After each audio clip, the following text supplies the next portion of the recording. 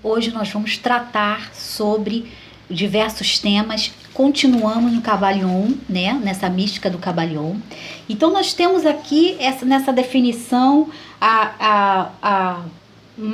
o materialismo energético, ou seja, somos compelidos à transitoriedade, segundo o real, todos devem compreender. No mentalismo, falsos sábios hipnotizadores, ignorando contra a realidade. Os sábios empregam a alquimia, ou seja, a transmutação. Então todo mundo sabe que esse tipo de prescrição é um teorema importante com relação aos sábios, né, gente? Com relação ao que nós estamos vivenciando hoje, ou seja, somos compelidos à transitoriedade. Então, todo mundo praticamente é compelido a esse processo transitório, ou seja, eu vou transmutar uma energia que não está favorável aos meus sonhos, ao meu ideal, à minha personificação de idealismo. Então, isso tem a ver com o Kybalion. Isso foi escrito há 3.000 anos atrás e não é uma retórica qualquer. É algo significativo, profundo e energético. E emprega o quê? O energismo, que está dentro do materialismo, que está dentro da mente, que é o mental. Então, ignorando contra a realidade, os sábios empregam a alquimia, transmutando assim o que está no mundo. O mundo dos sonhos, a vida e ações dos interessados. Verdadeiros fins da vida. Todos estamos no caminho. Exemplo do sábio. Ou seja, parece por causa da sua loucura, perecerá por causa da loucura.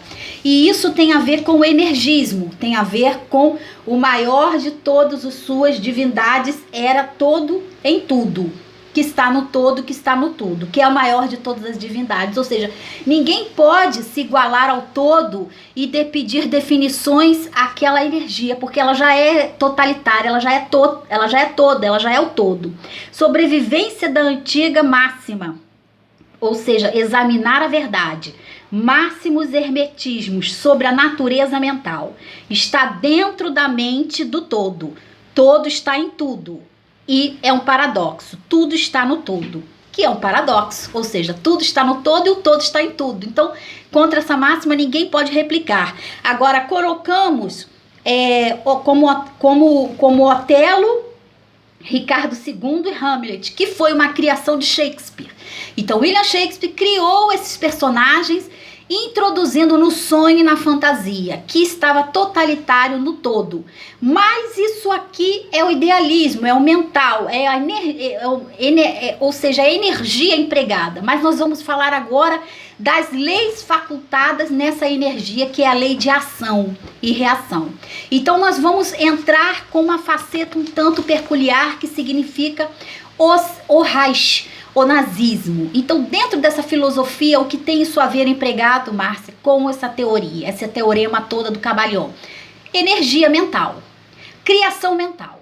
Tudo vem da criação mental e a criação mental está no todo. Como que um homem, cabo de um exército austríaco, torna-se o maior líder de um Reich? E nós vamos ver isso agora. Nós vamos ver com a definição de que nos foi passado certos pontos que estão sendo estudados profundamente. Então, para ele ter um apoio sistemático nessa questão, ele não estava sozinho, obviamente. Ninguém chega sozinho. Existia o Hindenburg, que era o general Hindenburg, que era o general alemão. E ele facultou essa história toda porque deixaram ele chegar a essa circunferência. O nazismo não foi totalmente combatido, porque o nazismo era importante contra o comunismo. Então eles colocam a democracia, o social-democrata nazista, contra o comunismo para massacrar assim o comunismo, achando que ele iria parar nessa fração. Mas o poder dele era orgástico e ele jamais pararia numa só fração. O que ele faz? Ele simplesmente vai em busca dos seus objetivos. E qual eram os seus objetivos? Domínio. Como narcisista que ele era, Hitler era dominante. Ele fica com sua prima Monique, sua sobrinha, Geli Randall, que fica com ele no apartamento. ela era uma menor, uma criança. Então nós estamos com uma faceta de uma ditadura nazista empregada nessa questão. Uma menor, do qual ela pega a arma dele e num belo dia ela dá um tiro no peito e se mata. Porque ela foi abusada sexualmente dentro do apartamento por Hitler. Hitler, desnorteado, perde completamente o governo. Não, ele cria uma SS de rua, que diz, se nós não chegarmos ao poder democraticamente, nós chegaremos ao poder através da violência. E aí, Chancellerschaft, que quer dizer rastejante, que começa a apoiá-lo, que era um dos exércitos. Então ele houve o apoio dentro da comunidade. E aí ele queria destronar o Hindenburg, que era um general. Chanceller coloca Hitler em todas as circunstâncias, mas tem um advogado que entra numa ação e descobre que a SS de Hitler, que era o povo de rua, que significa Schumberler, que era, eles começaram a matar os comunistas na rua. Matar mulher, homem, criança. E Hitler estava por trás disso. Hans Litter, que era advogado, acusa Hitler. E ele vai a fórum. E lá no fórum, ele diz que o manuscrito de Hitler está aqui. Se nós não chegarmos pelo povo, nós chegaremos pela violência. Então, desmascarando Hitler. Hitler perde o verniz social e cai para cima dele violentamente. Mas ele perde, mas Hitler ganha. E ele volta à comitiva. Schindler quer tomar o lugar de Hindenburg. Então o que ele faz? Ele trama dizendo que Hitler era um grande homem que poderia levar a Alemanha a altos índices de poder. Realmente, o poder dele foi diabólico, nefasto e totalmente antissemitista. Mas ele consegue, porque ele teve o apoio. Hindenburg descobre que Reichsler está fazendo comum um acordo. Se afasta. E aí Schindler diz, vamos ver agora a lebre correr. E ele sai do cenário. Colocam Papin, que é outro Reich, que é o líder do Reich. Papin era um fantoche de Hindenburg, que fica tomando conta, mas não é totalmente, não é domínio totalmente. Isso tudo coloca Hitler, o social-democrata, ganha enormes frações na Alemanha. E Hitler chega ao poder. E o advogado que lutou contra esse Reich foi mandado para um campo de concentração, aonde veio a falecer. Então as leis, não se luta contra um Estado. Estado de poder é Estado maior. Você vai lutar, você vai pagar com a sua vida e sua família e seus entes queridos.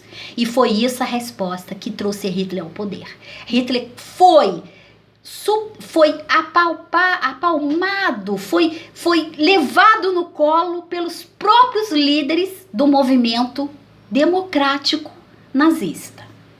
Mas ele chega com o Estado de Direito, ele chega com as leis do país. Então, contra essas leis, nós temos ação, reação, energia mental e energismo. O energismo está colocado nessa questão, porque o energismo é o mental em ação da razão. Mesmo que ele não tenha razão, ele está em ação, ele está em acessão. Então, quando ele entra para esse partido, ele domina todos os países em volta. E ele começa uma saga brutal contra os judeus e todos que não eram alemães, incluindo os próprios alemães. Então, se tivessem comunismo, era morto na hora.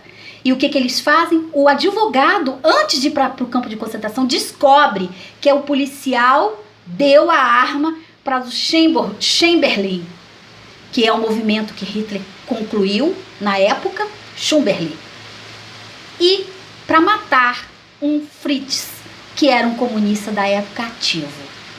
Ele consegue provas, consegue tudo, mas não vai à frente. Por quê? Porque contra o Estado você não luta, você simplesmente deixa passar esse movimento, porque vai passar, é um movimento. Então, dentro dessa questão, nós temos o Cabalhon que nos ensina isso. Nos ensina que contra a lei, a razão e a ação. As leis do país, as leis que movimentam e governam o Estado Maior de Direito. E se você anda nas 4 frações, você não pode alterar essas leis. porque será subversivo, mesmo que essas leis dependam de outras leis para serem funcionais. Mas mesmo assim, você deve razão e ação dentro dessa questão. Então, quando Hindenburg com certeza foi destruído pelo Schindler, que rastejou até o comando. Mas nós não sabemos o fim deles, mas sabemos que praticamente a luta da democracia não existiu em momento nenhum ali. Porque era uma situação totalmente antidemocrática, onde a violência interpretou o Reich. Tá bom, gente? E isso tudo está dentro do conceito do Kybalion, há 3.000 anos atrás. Se nós juntarmos esses fragmentos e criarmos esse quebra-cabeça, veremos que tudo só está incluído dentro dessas frações, dessas facetas, personagens, persona, argumentação, razão, idealismo, tudo isso que vem do ideal, ou seja, da ideologia, e tudo isso foi criado na mente de Hitler. Ele teve suporte para isso, que ninguém chega ao poder sem suporte. Então, quando você ataca uma liderança, você está atacando milhões de pessoas por trás dessa liderança, obviamente, tá bom? Obrigado, dá o like pra gente se você gostou dessa matéria.